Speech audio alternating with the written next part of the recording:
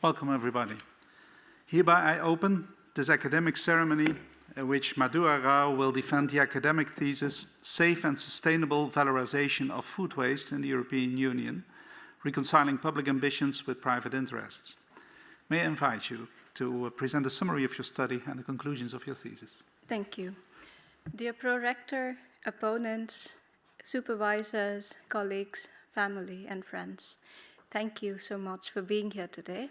Herewith, I would like to present an overview of my research entitled Safe and Sustainable Valorization of Food Waste in the European Union, Reconciling Public Ambitions with Private Interests. Food waste is any food and inedible parts of food removed from the food supply chain to be recovered or disposed. This is a concise version of the definition provided by the Fusions Project, which was an EU-funded project that sought to harmonize definitions and measurement techniques for food waste. This is one of the several definitions that exist, but this is the definition that I use in my research because its scope matches the aim of my research seamlessly. Food waste is what is known as a wicked problem in governance and policy studies. A phenomena is a wicked problem when it meets these three criteria. The first one is that it's unstructured, meaning that different stakeholders understand the problem differently. In the case of food waste, the existence of several definitions and measurement techniques make it an unstructured problem. It is also cross-cutting, meaning that it occurs across several points in the value chain at the same time. And it is relentless because there's no way to stop food waste once and for all. Like it is the case with all wicked problems, food waste transcends disciplinary boundaries. It can be studied from a number of different lenses, but the fields that I apply in my research are public policy, governance, and law. The themes that are part of my work are food safety, sustainability, and food security. Now, researchers of wicked problems believe that these problems cannot be solved in their entirety. However, they can be managed and their scale can be reduced. And in the case of food waste, one such way to do this is through valorization. Now, what is valorization? In the context of food waste, valorization entails taking this material that would have ended up in landfills and turning it into something of value. Here I have the example of a batch of tomatoes that was rejected for sale in a supermarket. Now, these tomatoes could be pickled, or they could be sent to a food bank to be turned into soup, or perhaps canned with other ingredients. Maybe a nutraceutical manufacturer will take them in and extract lycopene or fiber, or maybe an animal feed manufacturer will find them interesting and make pig feed out of them. Or maybe a biofuel producer will ferment them and turn them into biodiesel. Now, it might sound straightforward that a food material that has nutritious value should be taken and turned into something that is good for society. However, given the way our food supply chains are organized today, this is not always easy to do. In fact, it often makes more sense economically to send these tomatoes to the landfill instead of turning them into one of these products. So the aim of my research was to investigate what these barriers are to valorization and how they can be overcome while keeping the interests of all involved stakeholders in mind. I do this in the context of the European Union, and my empirical research focuses on the Netherlands. Now, previous research tells us that some valorization options are better than others. What you see on the screen here is known as the food waste hierarchy. There are several versions of this, all with slightly different wording, but most of them tell you the same story. They say that prevention and reduction of surplus at source is the most preferred way of dealing with the problem of food waste.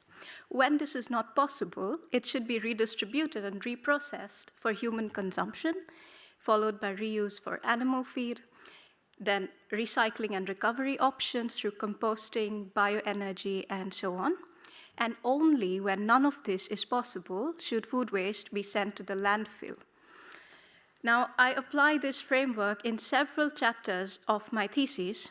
However, I also challenge it, because while this looks really nice and easy to follow on paper, that is not always the case in practice. And one of the reasons for that is that what is allowed and not allowed when it comes to valorization is dictated by regulations on the subject. Now, the issue with food waste valorization is that it does not fall squarely under one category of law. Of the several legal areas that affect food waste, waste law is the most relevant. In the case of the European Union, it is the EU Waste Framework Directive. This is followed by food law. Again, in the case of the EU, this would be the EU General Food Law. Waste law is most pertinent because this material has been treated like other biological waste for the longest time. However, due to a 2018 amendment to the Waste Framework Directive, there was a connection that was made between waste and food for the first time since the inception of the Waste Framework Directive. And while this is a step in the right direction, regulation on the subject remains highly scattered, and this makes it difficult for food waste to be valorized as per the hierarchy that was on the previous slide. Another issue that comes up often is misaligned policy goals. I address one such misalignment in chapter 3 of my research, where I look at something known as the EU landing obligation. Now, this regulation seeks to achieve marine conservation by disallowing the sale of undersized fish for commercial use. And the fishing industry is developing technology to make sure that undersized fish are not caught in the first place. But unfortunately, we're not there yet, which means that undersized fish are caught, they're landed, but they cannot be used for consumption, so they end up often in the landfill. At the same time, food banks in the Netherlands almost never see fish. And there is a real interest in food bank users to get access to better quality protein. However, the connection between these two policy areas was never made, and this means that despite there being a demand, despite there being availability of fish, it cannot be sent to the food bank because these two policy areas do not work together. Another topic that comes up often in my thesis is food safety.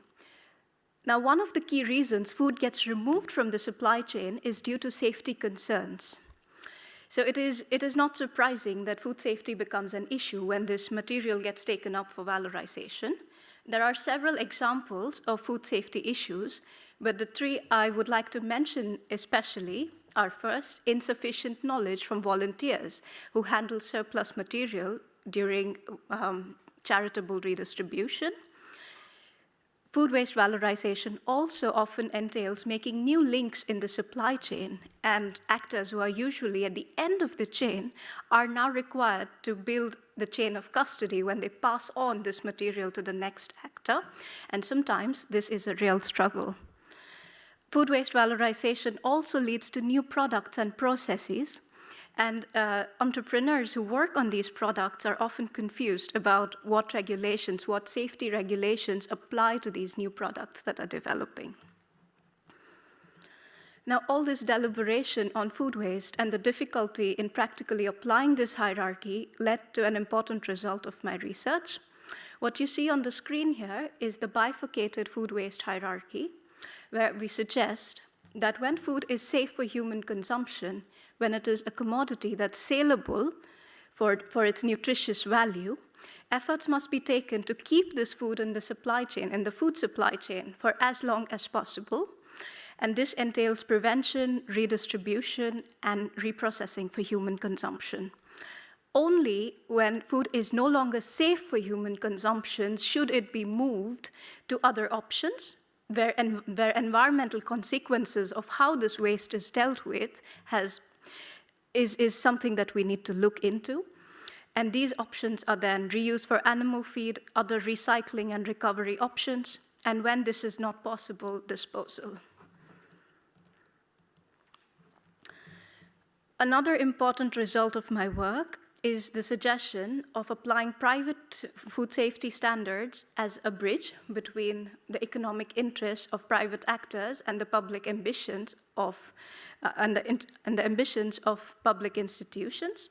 These standards, by definition, are voluntary and are created and controlled by private organizations. They're popular in the agri-food sector. They adapt to the needs of the food industry much faster than public regulation and sometimes are able to positively impact public legislation on the topic. And they're also popular in allied areas outside the food industry, which can help in intersectoral cooperation.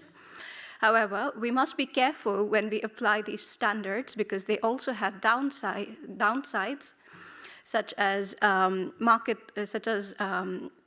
giving priority to larger corporations and smaller organizations finding it difficult to afford the fees of applying these standards.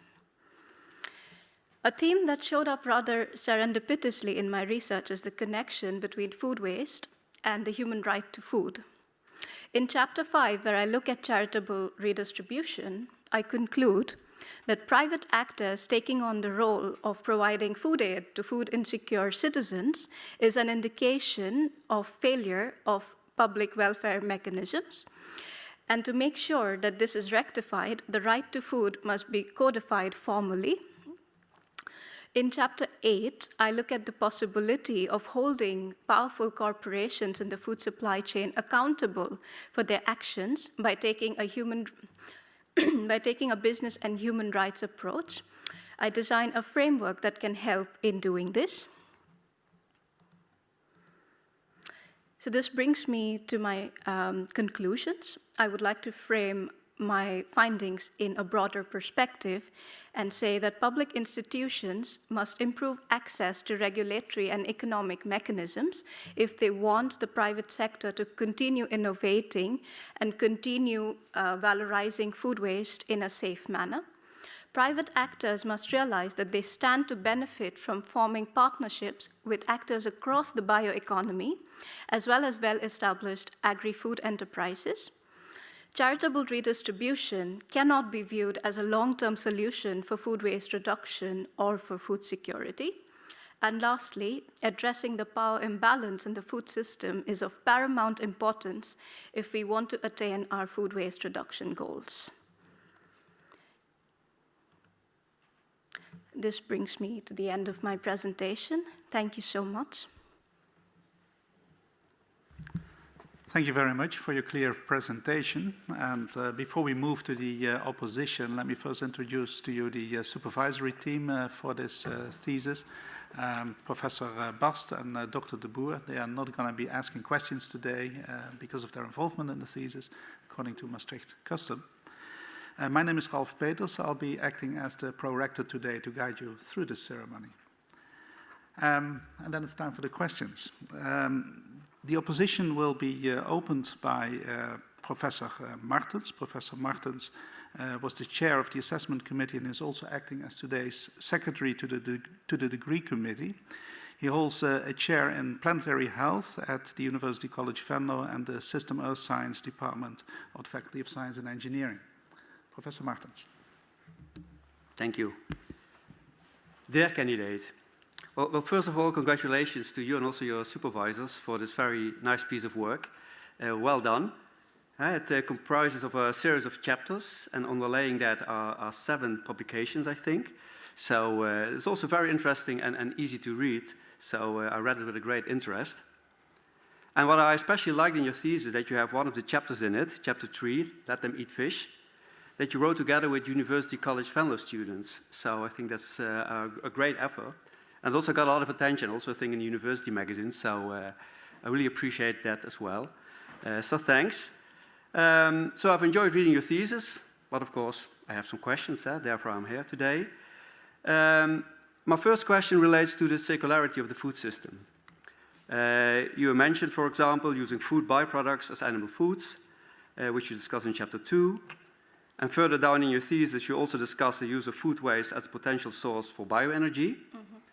And I certainly agree with you that from an energy and waste efficient point of view, this is certainly better than throwing away food, as you also illustrated in your presentation by showing that triangle.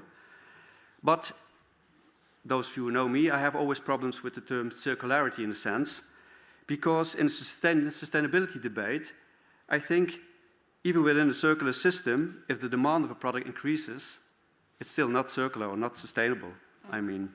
So in the case of the topic of your thesis, we can close some of the food waste loops, but with an increased demand of food, the food system will still have a big impact on the environment. So my question relates to that. Regarding the impact on the environment, how important is the focus on food waste and how to reuse this compared to other elements in the food system, which are not the focus of your thesis, but still, for example, consuming by a growing world population. So in other words, isn't the focus on food waste management only a marginal thing in discussing the sustainability of the food system? What do you think about that?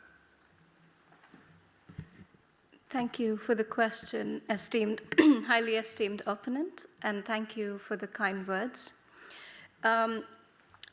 Your question is about food waste and its connection and its relevance to the circular economy. And I do agree with you that in the broad scheme of things, there are definitely other aspects of the food system that need to be considered next to food waste. The topic of food waste itself does not exist in a vacuum. So it needs to, food waste needs to be reduced together with other ongoing debates in the food system, such as the pesticide debate is very current right now. So if we want a sustainable food system, it needs to be a holistic view of the topic, for sure. But food waste is also a critical issue because the purpose we grow food for is to feed the population, and like you said, the population is growing. So we need to have enough food. We need to grow and harvest enough food to feed our population. And the land that is arable is limited, of course. There is technology that can be used to produce more and better, but that has its limits. So we need to be careful. We need to rethink the way we use the resources that are available to us. And you also mentioned that there is also the issue of increasing demand, that food waste needs to be reduced, and this does not sit well with valorization because valorization activities need food buy streams to produce new products. And this is something that I do address in chapter 5 of my research called the food waste reduction paradox, which says that the ambition, the goals of companies that valorize food waste is sometimes in contrast with food waste reduction goals because they need these materials to produce whatever products they're making. So therefore, policymakers need to be very careful in providing subsidies to these companies and making sure that they don't end up creating a demand for food waste instead of making use of existing food waste. So that is a very delicate balance that needs to be achieved. Yeah, thank you. If I can follow up on this, because I fully see the dilemma, and also relates to, and you partly already answered my second question, in that you also mentioned in one of your chapters that innovation for food waste is mostly driven by economic incentives, and with the exception of the charity you described in chapter 3. And then you also make a plea, which relates to your answer as well, to improve this economic and legal mechanism to stimulate innovation even more. And also there, I find a kind of, how do you say it, imbalance, because on the one hand, stimulating a system, the economic system, that caused a lot of the problems we see today, can actually increase the problem. And I'm glad to see that in one of the chapters you also described the more changing the dietary habits, so more like the psychological or maybe mindset of people in trying to reduce food waste or the issue. And again, my question is, what do you see the relevance? Do you see that as a kind of a transition by stimulating this innovation? Because, you know, we still have a lot of food waste. in the next step that we all change our mindset in such a way that we minimalize our waste. Is that something you would agree with or think of? Thank you for the question. When I went in to do my interviews with the organizations and the people who I spoke to for this research, I was actually very curious to know if they're driven to valorize food waste solely from an economic perspective, because that was the theory, that was the hypothesis that I started out with, that private actors valorize food waste with an economic interest. And I realized something very interesting, actually, because these people, when I spoke to them, they also spoke to me as consumers, as citizens who are interested in safeguarding the environment, who want to see food waste reduced. But they also work for enterprises who have employees to pay, who have a certain target to meet in terms of keeping the company running. So these people sometimes really face this dilemma, saying that, okay, I want to do good for the environment, but I also need to pay my employees, you know? Mm-hmm. So their hope is that they find a way to do both of this, to have a sustainable, economically sustainable business, but also do good by the environment. And of course, a lot was said about hopes for consumers, who they think are their target audience for making these products. So of course, their aim is to cater to audiences, to consumers who are conscious about the environment, who would choose a product that's made out of valorized fruit peel, for example, over another of the same product that's not made from food waste, you know? Yeah. So they hope to do that, and they rely on the fact that there is a lot more awareness about the ill effects of food waste on the environment. The younger generation is interested in doing something about this. So they're really hoping that the consumer mindset shifts towards making sure that we have healthier, more sustainable and environmentally friendly food system. Thanks a lot. I give the word back to the chairman. Thank you, Professor Martens. Then the opposition will be continued by Professor Vos. Professor Vos is a professor of European Union Law at the Department of International and European Law at the Faculty of Law of this university. Professor Vos. Thank you very much. Dear candidate, I would like to join the congratulations of Professor Martens in congratulating you with the wonderful work that you have been doing on such an important topic. I've learned a lot. But, in fact, I'm not here to give you only compliments, but in fact to ask questions. And your question will not, my question will not surprise you. In fact, you have been, your ambition is to deal with, in your thesis, to deal with the reconciliation, public ambitions, as you call it, with private interest. And whereby, in fact, you investigate in how far private voluntary standards can be solutions to the problem of food waste, which, of course, is a very important element. But, in fact, I would like to challenge you a bit more on, is this enough? The question.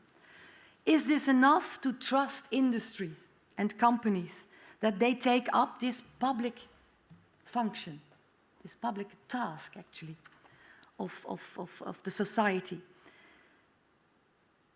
So I would like then to ask you to elaborate a bit more on the legal aspects. What is the role of the law? Can we trust industry, or as it also closely relating to the question that my predecessor asked, the previous question was asked, is in fact law needed to force industry to be more innovative in terms of food waste?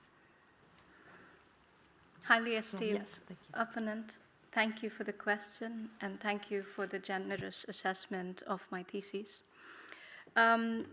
So your question is about what role private standards play in this system of valorizing food waste, and what is the role of public law in relation to this. Now, private standards are, although voluntary by nature, they have become de facto mandatory in agri-food supply chains. And indeed, they do help the food industry innovate faster, innovate better, because they adapt to the needs of the industry faster than public legislation. But they also, there are some concerns about this, especially on an international level, because a lot of these private standards are incorporated in the global north, a lot of them in the European Union. And this makes it hard for farmers, for small and medium enterprises in the developing world to participate in international trade because of high demands that these standards make. They're very Eurocentric often.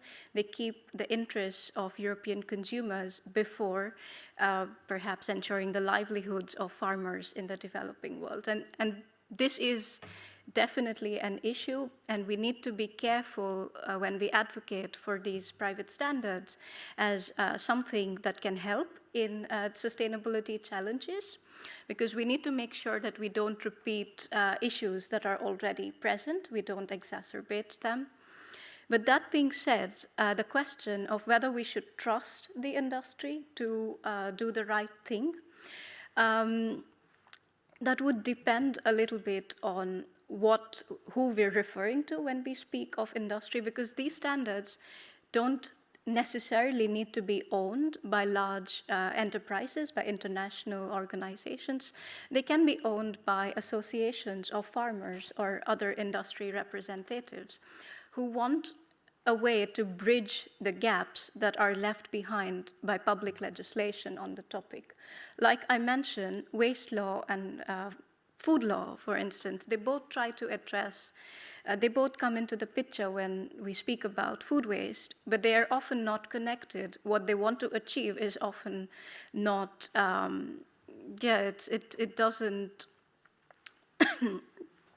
it is not aligned with each other. And that's when private standards can prove to be helpful, because they can fill in the gaps that are created by this misalignment.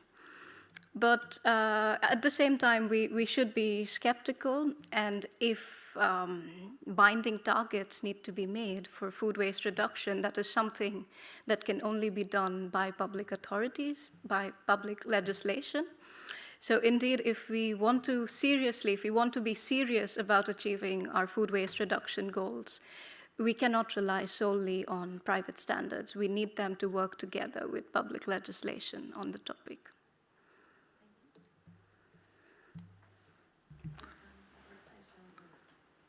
Well, if you still want to ask a question, you have like 2 minutes left.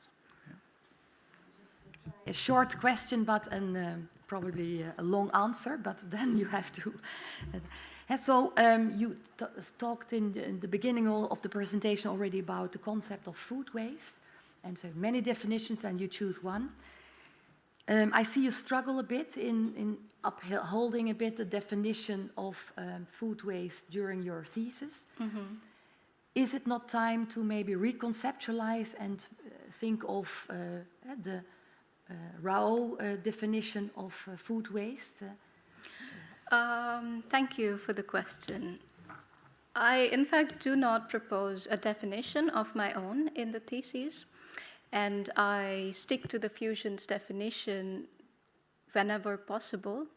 And this is because this definition was developed by a project that spent 4 years and millions of taxpayers' money to come up with a definition that fits the food waste problem, looking at the context of the European Union.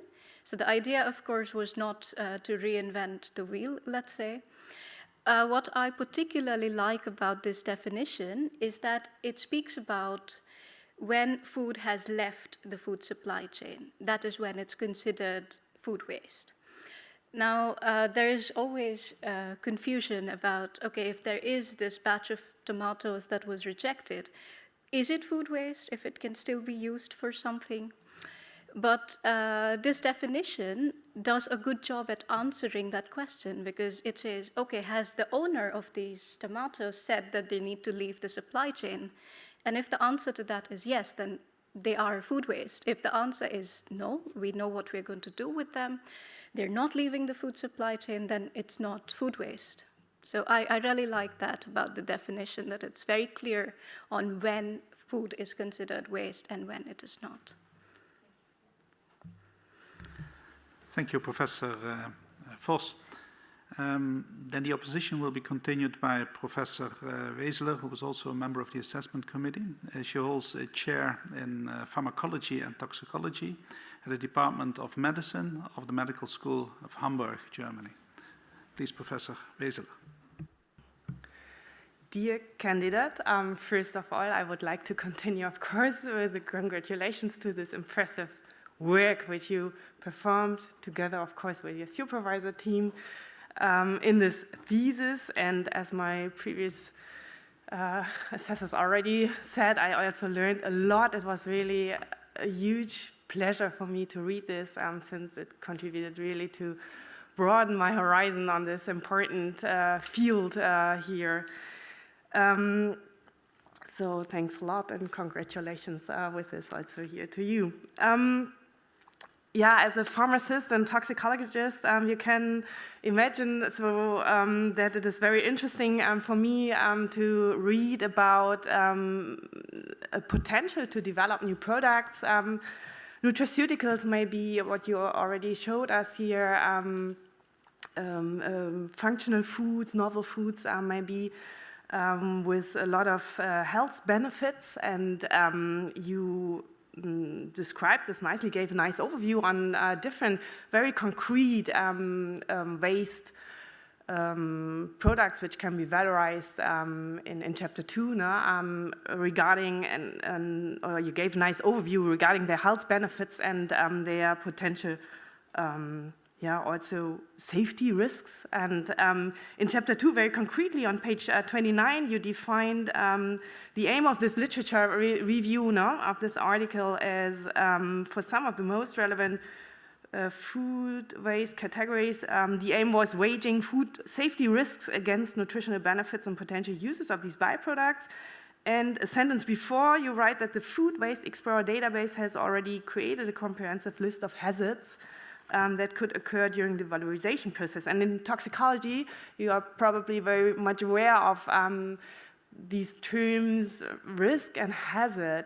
They are clearly distinguished. And this is actually my first question, whether you could briefly explain the difference between a risk and a hazard. And then, of course, I'm also curious in what kind of these food safety bottlenecks, which you also use as a term to describe these food safety risks, are they now risks or hazards in your opinion or in your point of view? Right. Highly esteemed opponent, thank you for the question and thank you for the kind words. Your question is about risks and hazards. I would understand risks as something that has the potential to cause harm, and hazards are something that are present in the food or in whatever other context that we speak of. And again, in the case of byproducts and in the case of food waste valorization, it would depend on whether we're looking at a product in a factory where we have this by stream with us, or if we're making a generalized assessment for apples, we know that this year there was presence of certain mycotoxins. Therefore, we need to be careful if we take in apple peels into a factory. So it would depend upon whether they are present there or whether it is a risk that is something that needs to be considered. Risk is actually the likelihood that a hazard causes harm. And that occurs as soon as people are exposed to the stuff, which poses the hazard. The hazard does not need to be real. So exactly. In relation to this, indeed, when you look then to these different products, these different types of food waste products, the safety risks are quite similar. It is always about microbial contamination, no? Presence of environmental toxins, here PCBs, dioxins, stuff like that, no? Biological instability. So imagine if now a new product would be developed which should be brought on the market for human consumption as a functional food, for instance.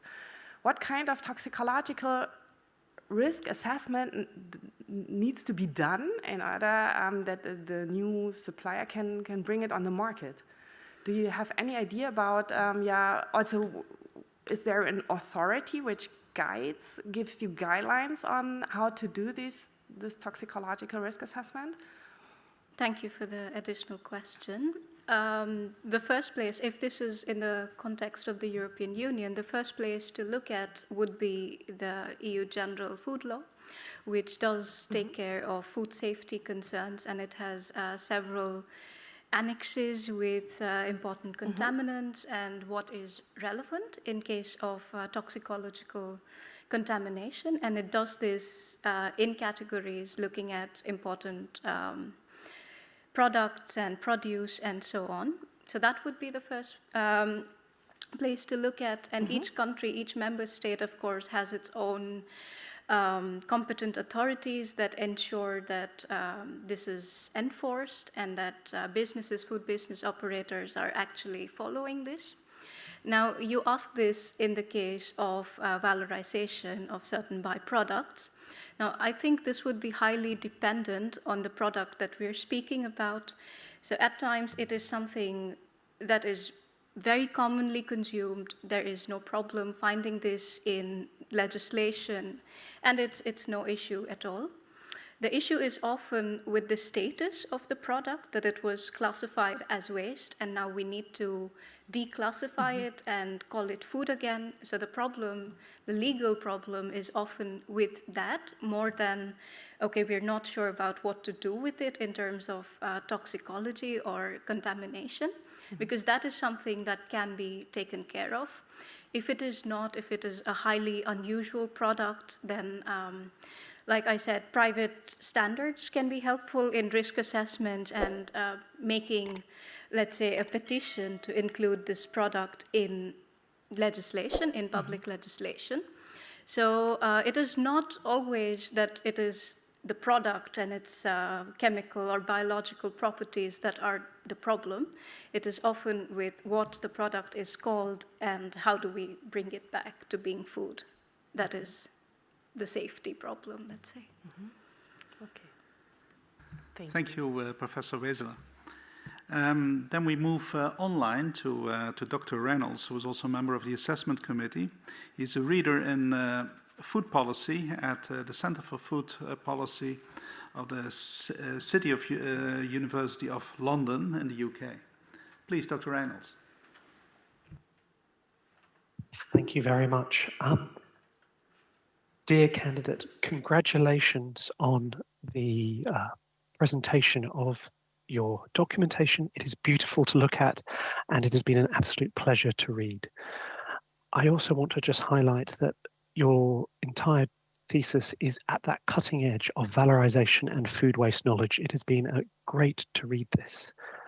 I also want to acknowledge that you undertook your PhD during the COVID-19 pandemic for part of it. And that is where I'd like to start some of my questions, if that's okay. So the question I have is about your methodology. And I would wonder, would you be able to highlight the novelties within the many methodologies that you have used throughout this thesis? I'm also going to just add my secondary question here, just so you know where I'm going with this, so there's no surprises. So could you list the novelties of your methodologies? And then thinking forwards, after this time, you are an early career researcher. You're going to be going off and doing your own research. What are the methods you are wanting to take forward from here in your future research? Thank you. Esteemed opponent, thank you for the question and thank you for the kind assessment of my thesis.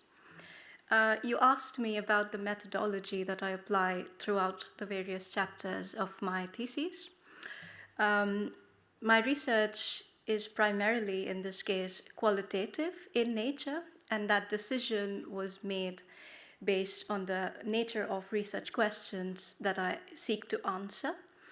I was curious about what underpins the decisions that private actors make when they decide to take up food waste valorization. What are the cultural norms that affect it in a country like the Netherlands, where the circular economy has gotten a lot of attention in recent years? How do their lived experiences affect their choice of working with food waste or deciding what happens with a certain byproduct? So for these questions, it made sense to look into qualitative inquiry. And this was also my opportunity to try out different ways to see what fits which research question the best. And I have employed a couple of different methods in the different chapters of my work. For instance, one of the more recent chapters that I worked on is a case study, a single case study that looks at one company in the Netherlands and its entire ecosystem of how it hires employees, of how it decides to do what it does, and so on. This allowed me to look into one specific company's work in depth and actually visit their factory several times and understand why they do what they do. I also apply phenomenology in one of the chapters, which not only guides the analysis that I do, but also the way the questions are asked. And for instance, in this case, the interviews were quite unstructured. I let the participants guide the way the interviews go. I let them tell me about why they got into this field of work and so on. I did not direct them too much. Whereas another kind of inquiry required me the exploratory qualitative method, which was more exploratory and which required me to go in with a little bit more structure and guide the discussion a little bit, because there wasn't much done on the subject and I already had a hypothesis which I shared with them and I asked them what they think about it. So my choice of methodology was also guided by the nature of the question that I was addressing per chapter. Your second question was about the future and whether I want to continue using these methods in my research. I will definitely continue developing my knowledge and my application of qualitative research methods. I am also very interested in participatory research methods where the people who participate in my research are also part of how the data that I collect is analyzed, how the results are presented. This definitely guided my choice of what I want to do after my PhD as well.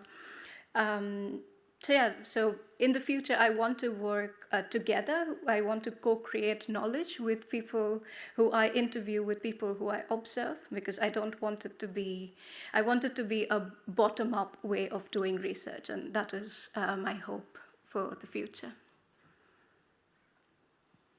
Thank you. Do I have time for one follow-up question, Chair?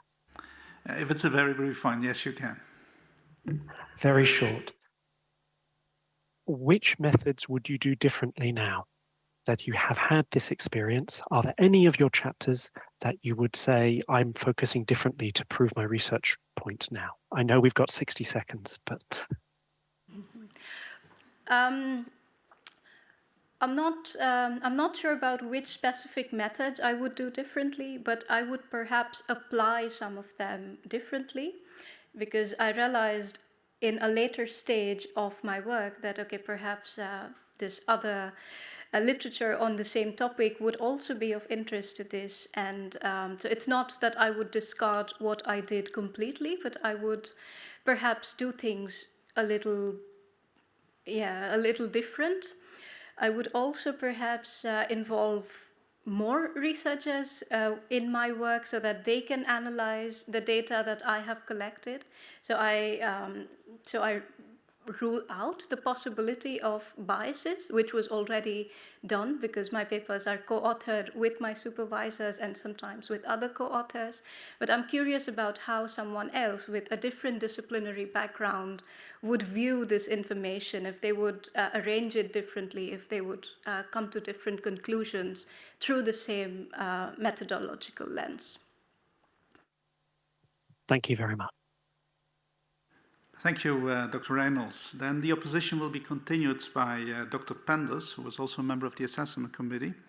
He has two affiliations. He's an associate professor in biomedicine and society at the Department of Health Ethics and Society of the Faculty of Health Medicine and Life Sciences here at Maastricht University. But he's also a senior research fellow on cultures of research at the Keta Hamburger College at the Faculty of Philosophy at RWTH Aachen.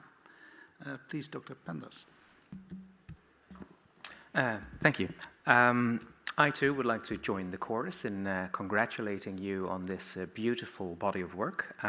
It's nice and diverse, and I read it with great interest, twice. And in both readings, I noticed a common thread throughout all of the chapters, which is usually a really good thing in an interdisciplinary thesis. And that means that where you're discussing food waste, you do so as a policy problem, an economic problem, a problem of redistribution, sustainability, or a legal problem. And these are all dimensions in which you're solution-oriented. You want to fix this, or at least contribute your part to fixing the problem through innovation, valorization, and various degrees of policy change. That shared frame between these qualitatively different phenomena is directed as seeing waste as an issue of inefficiency.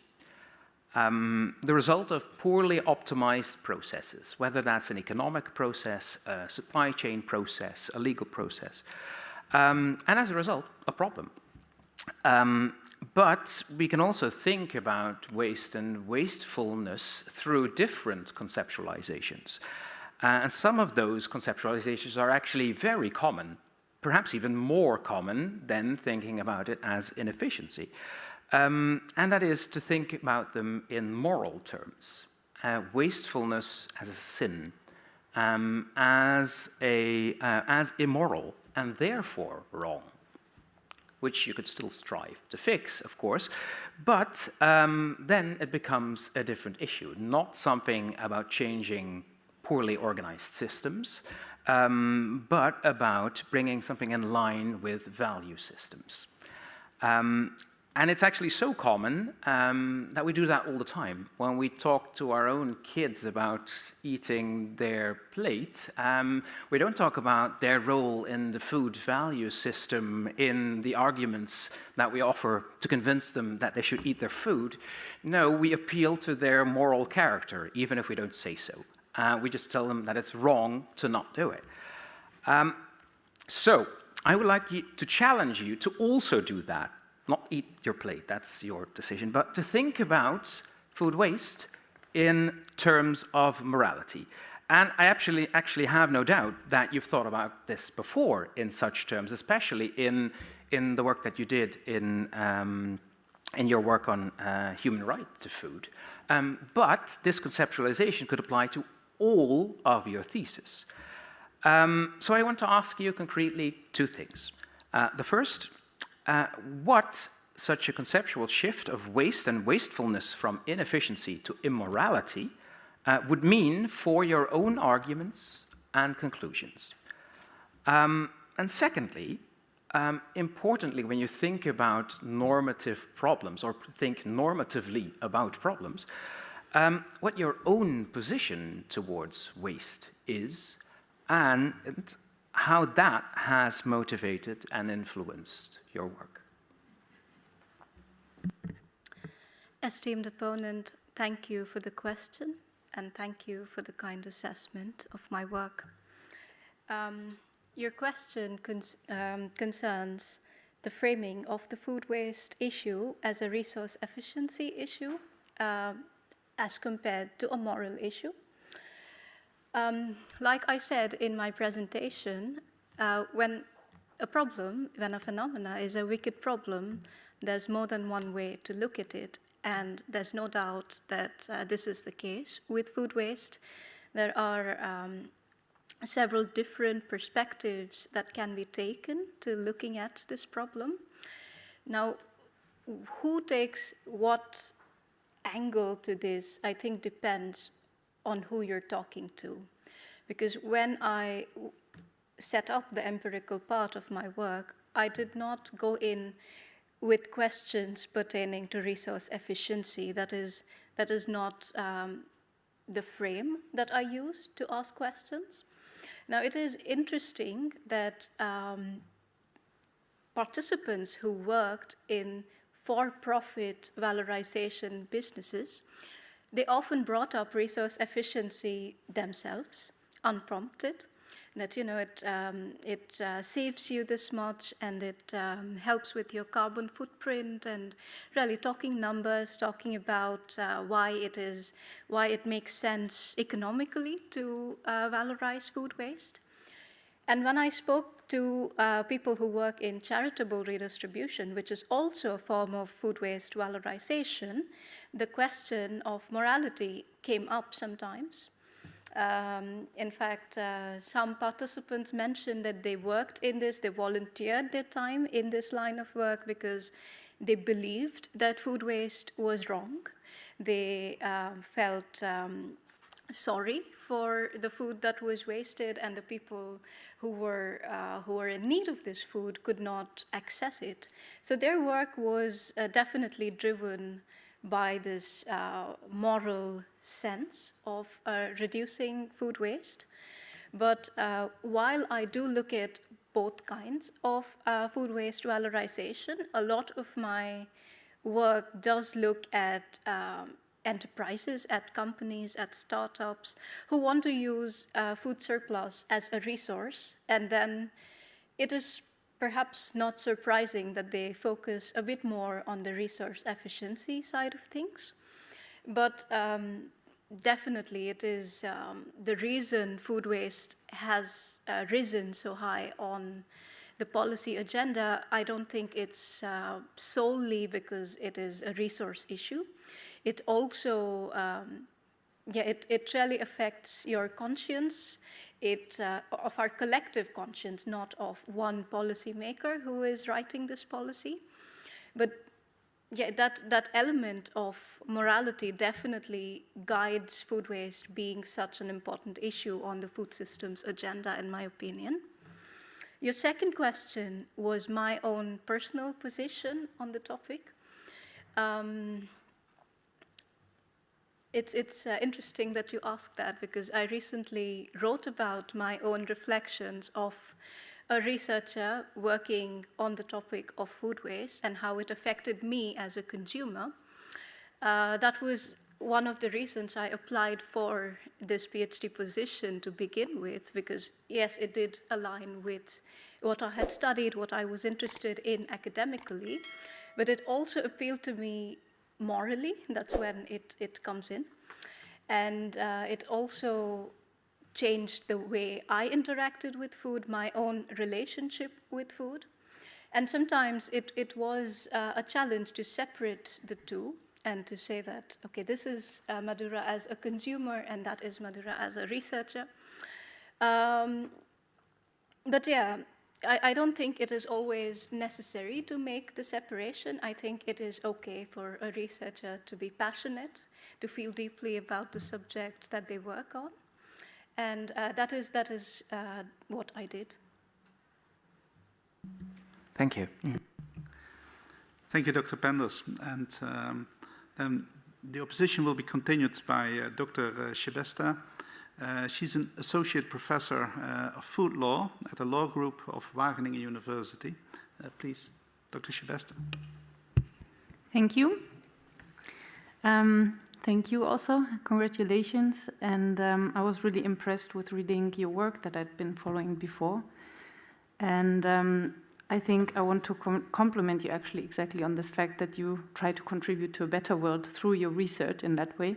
So I think that's really nice to see the numerous facets that you highlight in the work overall, and also the different methodologies as well as legal frameworks that you actually handle in the different chapters. So I think that's very impressive. I was quite intrigued by the landing obligations chapter, so also the Eat the Fish chapter, and I have some questions about that chapter. So in the first place, it seems almost like this landing obligation, while problematic perhaps in itself, for the fact that it doesn't allow the human consumption of the landed fish bycatch, it does seem that that provision actually constitutes a regulatory obligation to treat byproducts in a certain way, to treat actually food waste in a specific way. So by some measure, it seems that you should be quite in favor of this provision, and perhaps you could think along whether it can be extended to other products, and whether on a higher level you might recommend or not to extend this regulatory approach to byproducts in food waste, and why perhaps not. So this was one part of the question. And I think the second thing that really struck me is the role of the people and the law in your thesis. You see that actually in quite some of the chapters. It seems almost like a theme that sometimes the people in the food waste area don't actually appreciate the law very much, and perhaps are even quite affronted by it. So the fishermen, they really don't believe in the landing obligation, and the food charities really don't have much to do with the hygiene question. So perhaps less from a legal perspective then, but more from a sociological perspective, what can approaches be to bring us forward in this respect? So this quite heavy tension, I would say, between people and the law in practice. Thank you. Esteemed opponent, thank you for the question, and thank you for the kind words. I will start by addressing the first question, in which you ask about bycatch, undersized fish that are caught and then treated as a byproduct. So the issue with the landing obligation, in my opinion, is that it does not look at these fish as food at all. It looks at fish as animals. It wants to protect biodiversity. It wants to protect marine environment and ecosystems, which is why it does not want these undersized fish to be caught. And one way of ensuring that, as per this regulation, is that to prevent fishers from making profit out of landing these fish. So it's really relying on this mechanism of fishers having to use up their space on board when they catch these undersized fish, and then really at their own personal expense, because they cannot sell this fish once it's landed. So that is the hope there, that this fish, since it cannot be sold, fishers will not catch it. But oftentimes, based on interviews with people who work in the fishing industry, they shared that they cannot control at times that these fish, these undersized fish, get caught. Like I mentioned, there is effort, there's ongoing effort to make sure that these fish do not get caught, and I'm optimistic that we will get there at some point, and that we will not have undersized fish landing at the shores and being sent to a landfill. But until we get there, we have access to these fish, and we could redirect them to charitable redistribution, which I will repeat is not a long-term solution. But for the time being, where this period of time where this fish is being landed, it can definitely be used for human consumption if it is safe to do so. So I think it is a huge missed opportunity to not make a connection between these two legislations. And there are other cases where this happens as well. For instance, there is an issue of invasive species in some parts of the world where they harm native ecosystems. And some consumers propose that when it is safe to do so, these invasive species can be consumed. But often, regulations that look at controlling these invasive species do not consider this an option. They will look at everything else that can be done to stop them, but not make the connection between food and other ecological issues. So, so it is definitely a useful framing, but... Madhura Rao, the time appointed for defending your thesis has passed. The degree committee will now withdraw to discuss the quality of your thesis and your defense. I request that you and your company, the audience, await the results of our deliberations and our return in this room.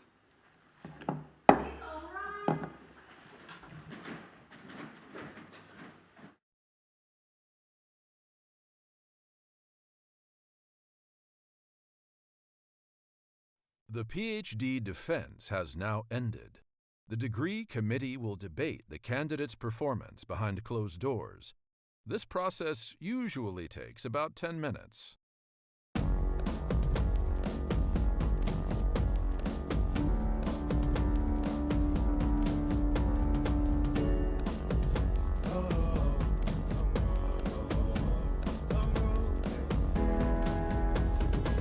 Long road to the south side. 10 miles in my rearview mirror, I know what it felt like. My goal's only getting clearer, east side to the west side. No place like home, if it's questions that you've got, go the extra mile and that.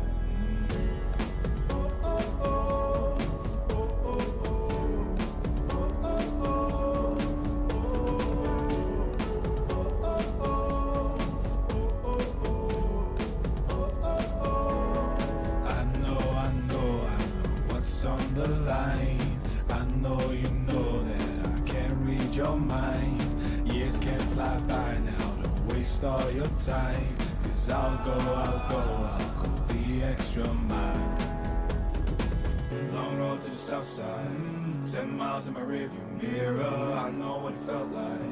My goal's only getting clearer, east side to the west side. No place like home, if it's questions that you've got, go the extra mile and that. On the dash, got my laces tied. Long road, I don't waste no time.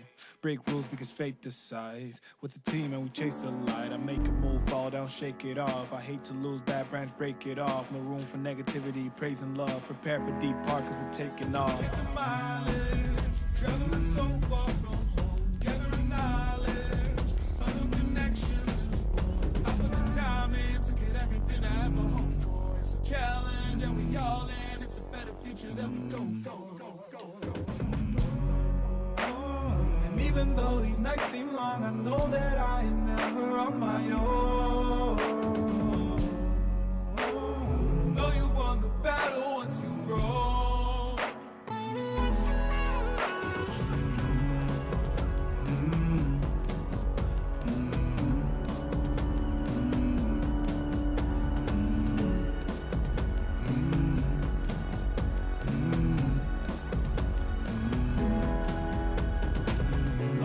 South side, 10 miles in my rearview mirror, I know what it felt like. My goal's only getting clearer, east side to the west side.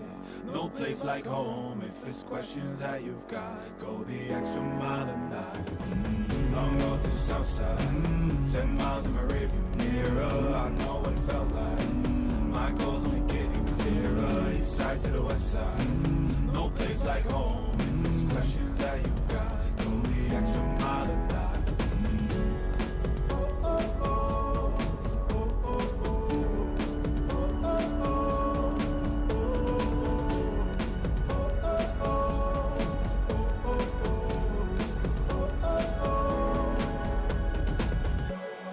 What's on the line? I know you know that I Years can't fly by now, don't waste all your time. 'Cause I'll go the extra mile.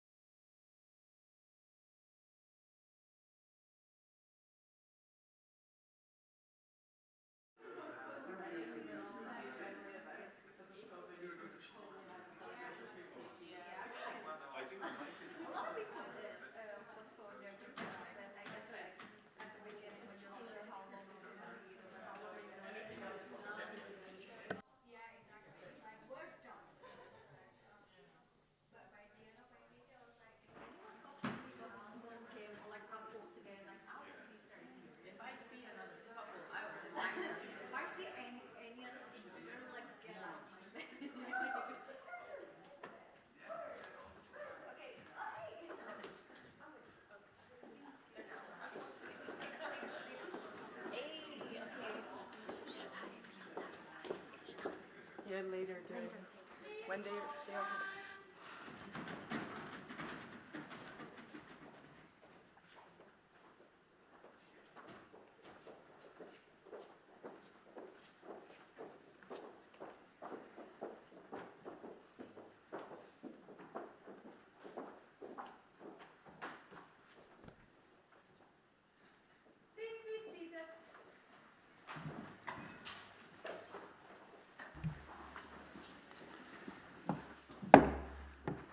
Let me reopen the session.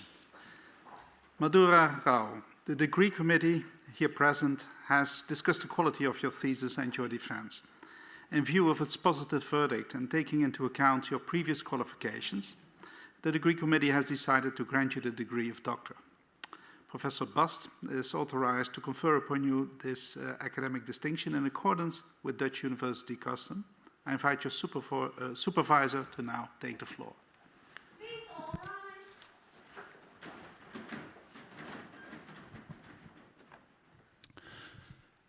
Do you promise to work in accordance with the principles of scientific integrity at all times, to be careful and honest, transparent, independent and responsible? Yes, I promise. By the authority vested in us by law and in conformity with the decision of the committee here present, I hereby confer upon you, Madhura Ramchandra Rao, the degree of doctor and grant you all the rights attached by custom and law. As evidence of this, I now present you with the degree certificate signed by the rector, the secretary and the other members of the committee here and affixed with the official seal of the university.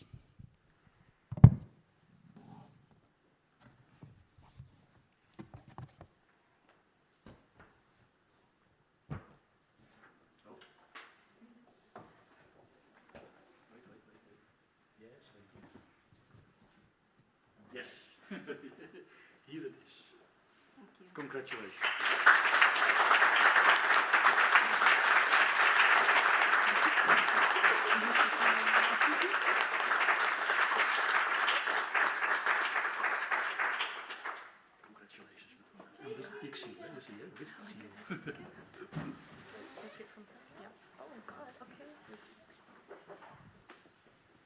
The laudatio will be delivered by the co-promotor hier present. Wel edelzeer geleerde vrouwe Rao, lieve Madhura. I'll do the rest in English. Being one of the first to address you today as Dr. Madhura Rao is an honor. Before I continue with this brief review of your 4 years as a PhD candidate, I would first like to congratulate you on this well-deserved title and your great defense today. In my congratulations, I of course would also like to include Rahul, your parents and in-laws, your brother, as well as other family and your friends, also those joining online. And of course, I shouldn't forget Pip.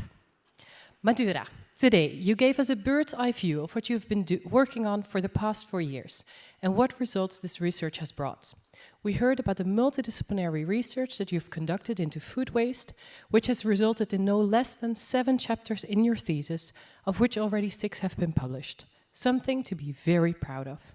You've conducted both conceptual and empirical research to gain a better understanding of food waste valorization. Through your work, you have generated novel insights into the wicked problem that food waste is, highlighting its complexity whilst showing how at least parts of the problem can be starting to be tackled. And this all started a little over 4 years ago.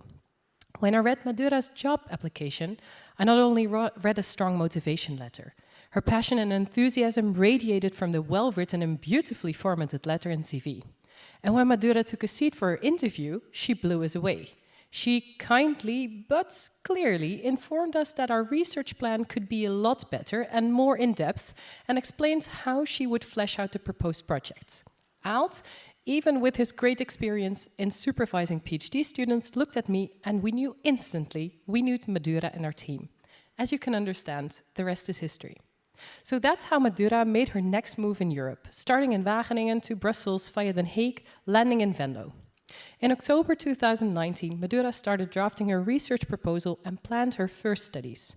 Suddenly, the COVID-19 outbreak threw a spanner in the works and the data collection plans had to be quite rearranged. However, that proved no problem for Madhura. Much could be worked on while working from home, and fortunately, Zoom, Teams, and Skype proved a fine substitute for face-to-face meetings with supervisors, colleagues, students, and even interviewees. One of the biggest difficulties seemed to lie in the upstairs neighbor, who combined a hearing problem with quite a peculiar taste for music. In our weekly meetings, we not only had serious discussions about research plans, approaches, data analysis, and reviewers' comments about the value of qualitative research. Aalt and I also got the opportunity to get to know you better and learn about your motivation, passion, also for science communication and cooking, and of course, the adventures of Pip. From this position, I would also like to thank Aalt very much for his enthusiasm for the project and in all the meetings. Thank you for everything, Aalt. Madhura, your passion for science communication positively shaped the project and your 4 years at Maastricht University. It did not only allow for writing a full scientific publication on balancing sustainability, nutrition and food safety, but it also resulted in different ways in which your results reached those outside of the academic community. Next to your science communication work for Food Unfolded, you wrote pieces for, amongst others, Aphidia, New Food and Foodlog, and gave talks for the upcycling community of Food Valley, the Asia-Europe Environment Forum, to highlight only some of these. At the same time, it taught us a thing or two about Twitter. During your PhD project, you showed to be resourceful. When getting enough participants on board for your interviews became difficult because the subject turned out to be a bit more sensitive than we had considered, you looked for new ways to recruit potential participants and reached out to your network. The moment the COVID-19 pandemic seemed to affect your data collection, you were able to set up a separate study diving into how the pandemic actually itself affected food waste valorization activities. Students who were interested in studying food security by analyzing the Venlo Food Bank were guided very well by you, even in their statistic analysis. Together with Lindsay, you supported 2 students in medicine in their qualitative research work when they needed additional methodological guidance, and you were always able to help them defend their methodological choices.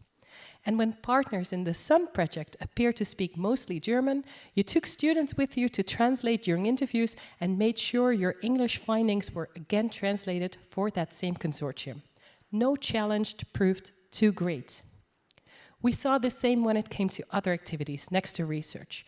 Your enthusiasm and motivation peaked when you had the opportunity to share your findings and insights with students, as a tutor, as a lecturer, or supervisor. You took the opportunity to share your work within the academic community through different online and in-person meetings, reaching audiences from various academic disciplines across the globe. At the same time, you were able to combine this with your passion for traveling and exploring the world and local cuisine with academic meetings, where you could present your work in Wageningen, Parma, Tokyo, just to name a few. This already shows that the last few years have been very busy and full of exciting moments. And this proved not only to be the case in terms of work, but also in your personal life. Some of the highlights included moving to Rotterdam, taking swimming classes and driving lessons, getting married to Rahul in Rotterdam and planning your wedding in India, and recently you officially became a Dutch citizen. Last summer finally took you to Amsterdam, to VU Amsterdam's Athena Institute, to continue your work in sustainable food systems and give stakeholders a voice in that. I am extremely proud that you can continue your academic career in this wonderful place. I hope we can continue to work together in the future because I've really enjoyed doing so over the past few years. It has been a real pleasure to supervise and mentor you, and I can only look forward to your fantastic next step. But first and foremost, let's celebrate. Congratulations, Dr. Madhura.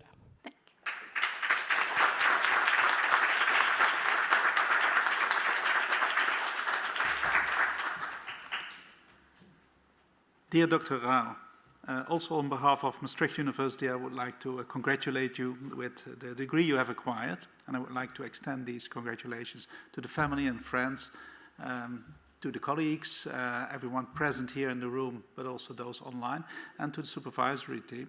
And I would also like to take the opportunity to thank the committee members for the effort they put into assessing this work, especially those who also traveled here from abroad or from Wageningen to this place, or who joined us online from the UK. That brings us to the official end of the session, so let me close the session. But there's a few more household messages. Now that the session is done, we're going to move over to the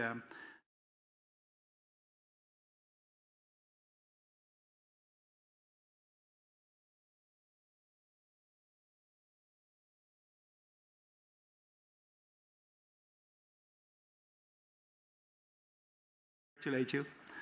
And we will also take a picture on the stairs. Yes, so thank you all for being here, and see you at the reception.